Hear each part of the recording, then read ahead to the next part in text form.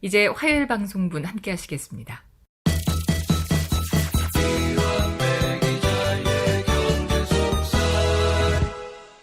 민중의 소리 이완배 기자 만나겠습니다. 이완배 기자님.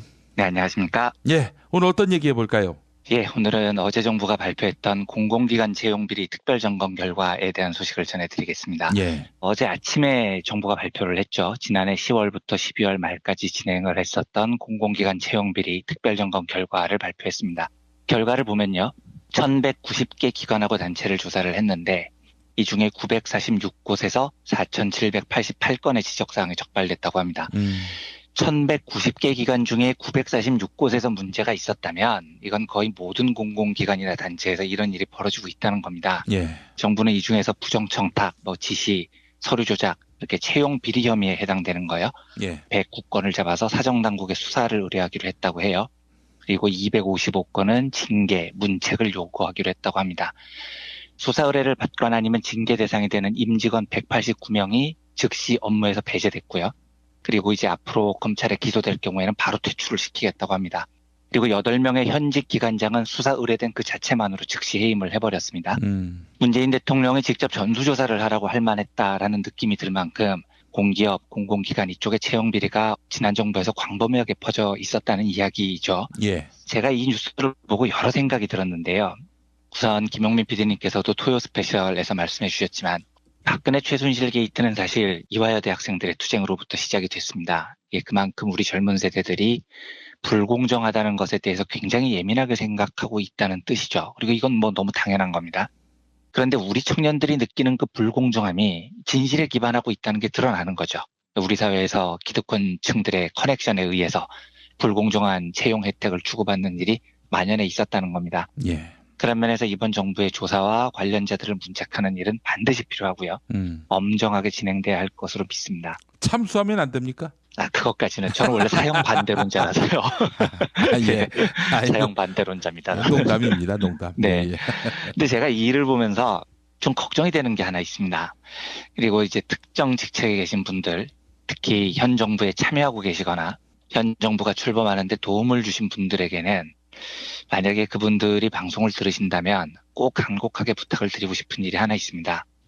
당부를 드리기 전에 부정부패와 관련된 경제학 이론을 하나 소개를 해드릴까 합니다. 예. 제가 가끔 방송을 통해서 소개해드린 적이 있는 아주 젊고 재기발랄한 행동경제학자 댄 에리얼리라는 사람이 있습니다. 그런데 이 에리얼리가 거짓말하는 착한 사람들이라는 책을 펴낸 적이 있어요. 예. 근데 제 개인적으로 범죄나 부정부패에 관한 경제학 이론 중에 굉장히 뛰어난 성찰이 담겨 있습니다.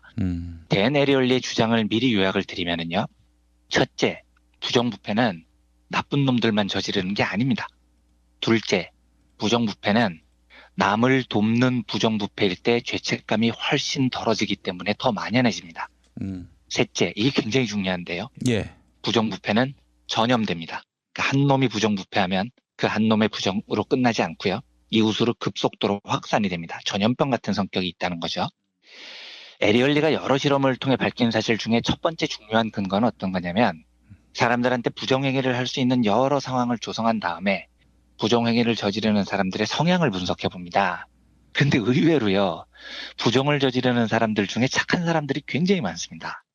그리고 이 사람들은 범죄를 저지를 때 가책도 느껴요. 그리고 내가 범죄를 저지르지만 내가 그렇게까지 도덕적으로 나쁜 사람이 아니야 라는 걸 자꾸 스스로에게 설득을 하려고 합니다. 물론 이제 죄책감도 없이 나쁜 짓을 저지르는 놈도 있죠. 정유라, 최순실, 박근혜 같은 애들도 있습니다. 그런데 일반적으로 보면 여러 실험을 통해서 부정행위를 하는 사람들 통계를 내보면 나쁜 짓을 하는 사람들 대부분은 평범하거나 도덕적 관념이 강한 사람들이에요. 그런데 이런 사람들에게는 이중성이 있습니다. 부정행위를 해서 내가 조금 빨리 이익을 챙기고 싶은 이기적인 마음도 누구에게나 있습니다. 그런데 그래도 내가 도덕적으로 살아야지.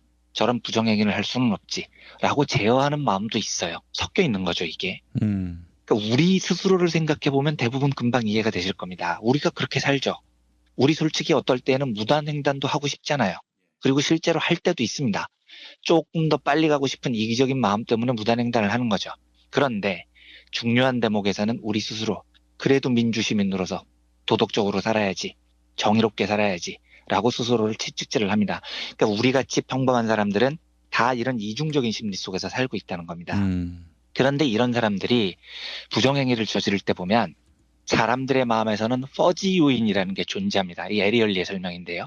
이 퍼지라는 영어는 얼버무린다라는 뜻이에요. 그래서 내가 저지르는 부정행위를 어떻게든 얼버무리고 싶은 요인을 찾는다는 겁니다. 그러니까 예를 들어서 무단횡단을 하면서도 에이, 내가 그래도 이번 달에는 사회단체 후원금이나 10만 원이나 냈어. 내가 정의롭게 살려고 노력하는 사람이야. 내가 비록 지금 무단횡단을 하고 있지만 나는 그렇게까지 나쁜 놈은 아니야.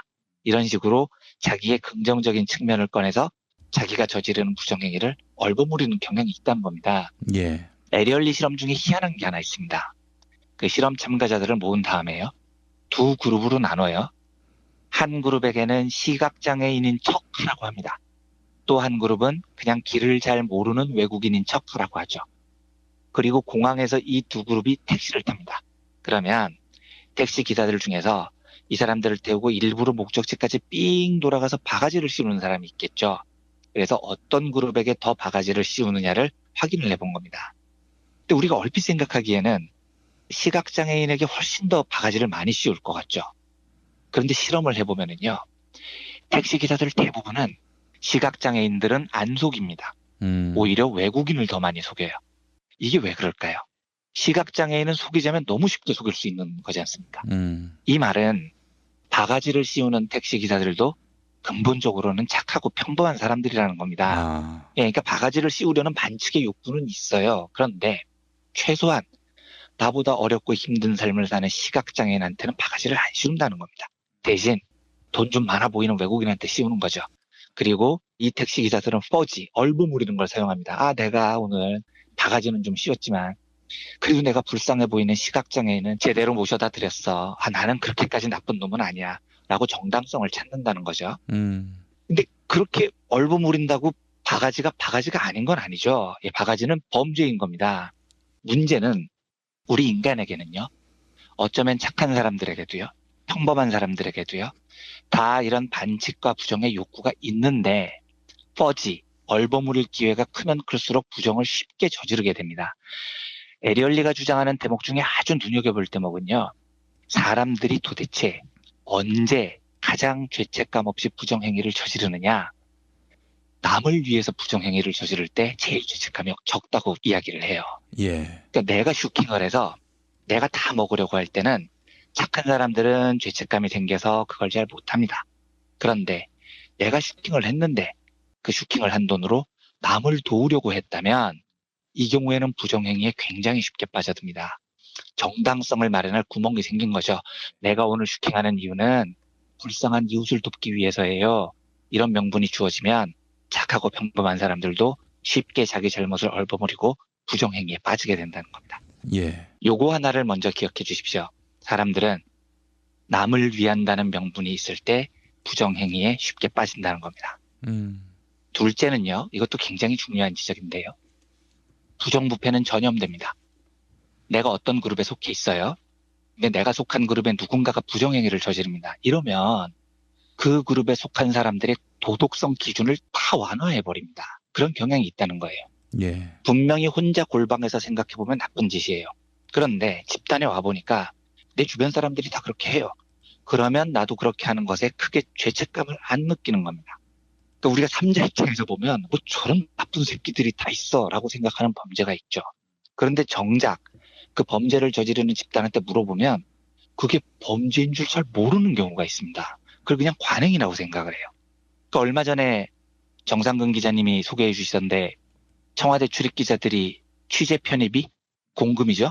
그걸 갖고 일부 기자들만 공금으로 점심을 쳐 드셨다는 거잖아요.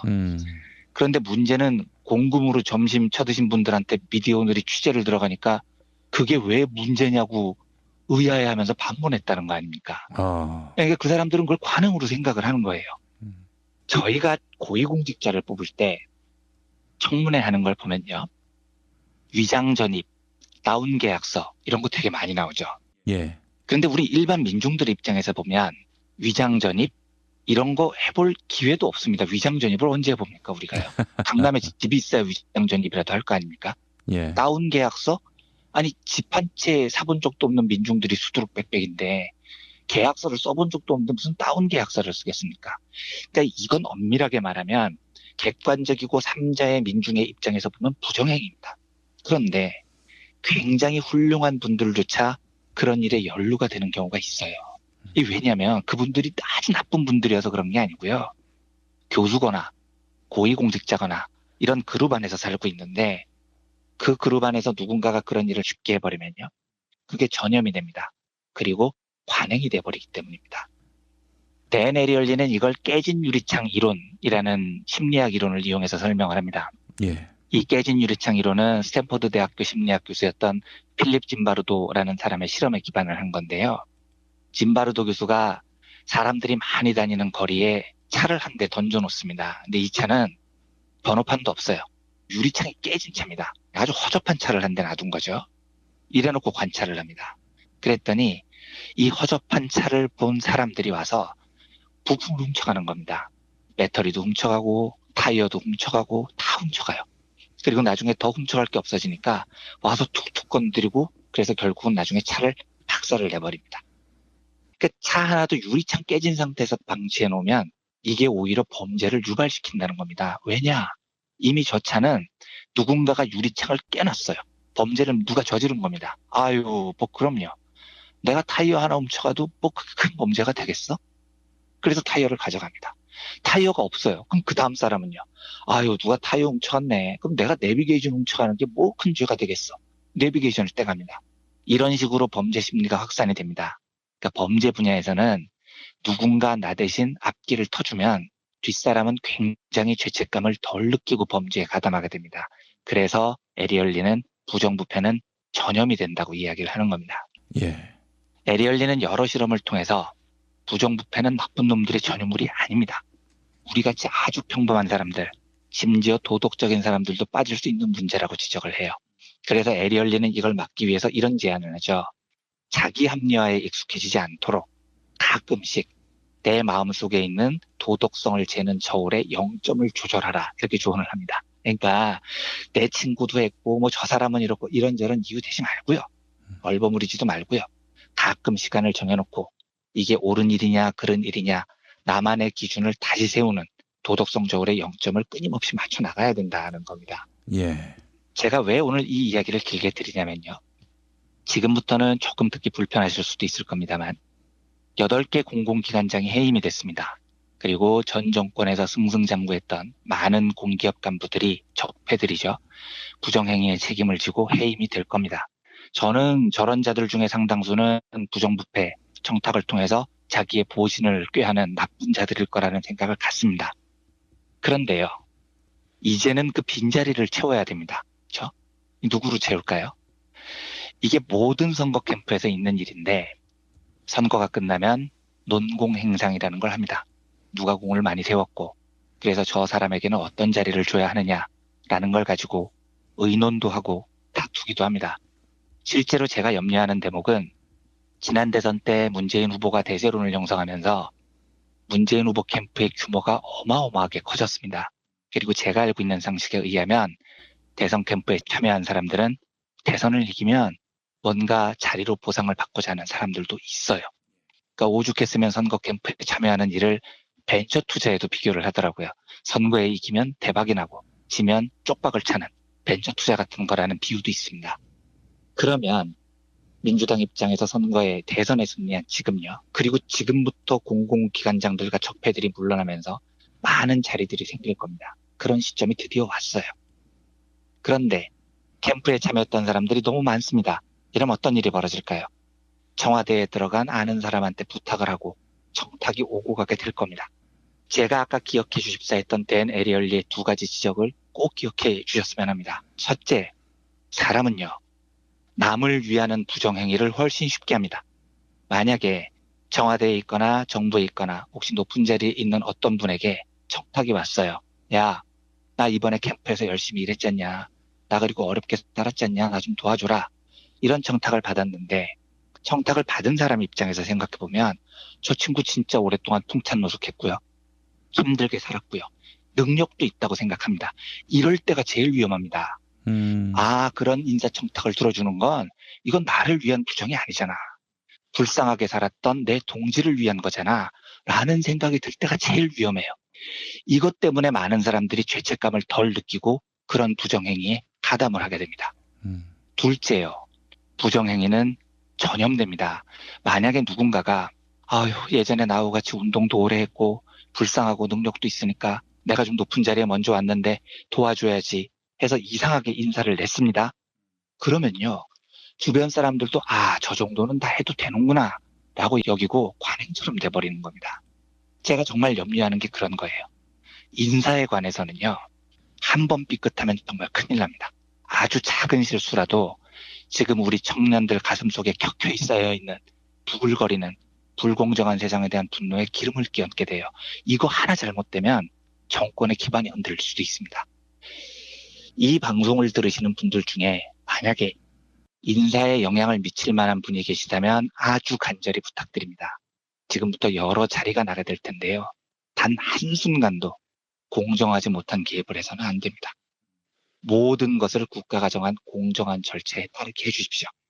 저는 문재인 정부가 한국을 지속가능한 복지국가로 만드는 데 굉장히 중요한 임무가 있는 정부라고 믿습니다. 그 엄청난 사명이 어깨에 걸려 있는 겁니다. 그리고 저는 이 정부의 성공을 간곡하게 바라는 사람입니다.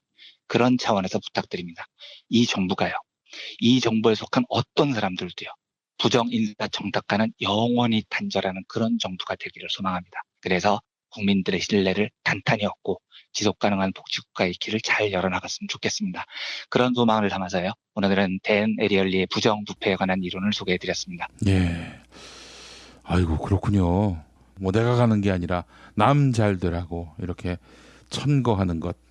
이거는 위험하네요. 네, 유혹이 너무 심합니다. 절대 해서는 안 됩니다. 예, 알겠습니다.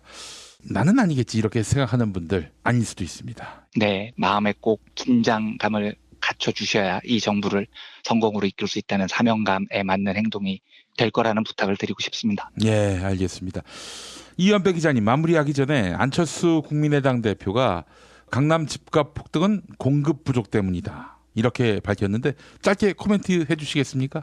네, 지난번에 제가 말씀드렸듯이 지금 이제 이미 어제자 신문에도 많이 나왔지만 물론 공급 부족의 측면이 아예 없다고는 말할 수 없겠지만요. 강남을 누르니까 풍선 효과로 분당, 과천 집값이 오르고 강북 쪽으로 집값이 튄다는 거 아닙니까? 그렇다면 이 말은 공급 부족 측면보다는 투기꾼들의 영향이 훨씬 더 크다는 거죠. 투기꾼들은 결국 강남이 아니면은 과천이든 분당이든 강북이든 다주택으로 굴려가면서 투기를 하고 싶은 사람들입니다. 그런데 제일 유망했던 강남을 누르니까 다른 쪽으로 흩어지는 거죠. 이것만 봐도요. 공급 부족 측면보다는 투기적인 수요가 훨씬 더 많다고 봐야 됩니다. 그리고 여러 차례 말씀드렸지만 강남은 더 키우는 것이 문제 해결책이 아닙니다. 그렇기 때문에 공급을 늘린다라는 안철수 대표의 주장은 조금도 저는 동의를 할 수가 없습니다. 네. 그 형님은 요즘 이렇게 뻘소리를 하는지 KBS 고대영 사장 날린 게 정권의 코드 인사다 이러고 완전히 이제 보수 쪽으로 기운 것 같고요. 지금 호남을 기반으로 한 의원들하고 처절한 그런 결별을 하는 이유도 영남의 환심을 사기 위한 지역주의 정치에 기대겠다. 진보와 보수로 편가름돼 있는 이런 상황을 기반으로 정치적 수를 쓰겠다. 이런 사람이 무슨 새 정치를 얘기하는지. 참. 네, 새 정치는 완전히 박살이 나버렸습니다. 네, 알겠습니다. 이현배 기자님, 내일 뵙겠습니다. 네, 감사합니다.